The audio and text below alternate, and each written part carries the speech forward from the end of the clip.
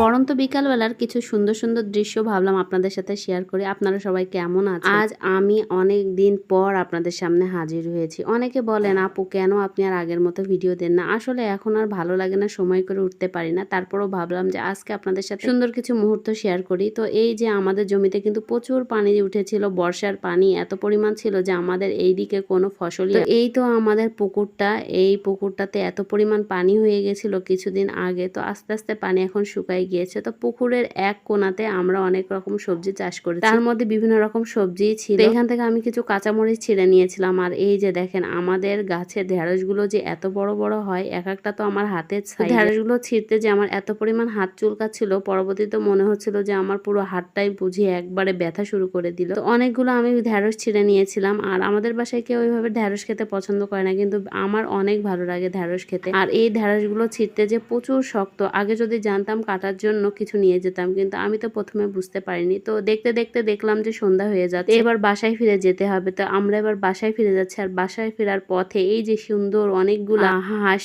এখানে হচ্ছে সব বাড়িতে চলে যাচ্ছিল। এটা হচ্ছে একটা খামার, তো দেখতে কিন্তু বেশ ভালো লাগছিল। তো সবাই ভালো থাকবেন, সুস্থ থাকবেন। আবার কোনো ভিডিওতে আপনাদের সাথে দেখা হবে। আল্লাহ হাফেজ।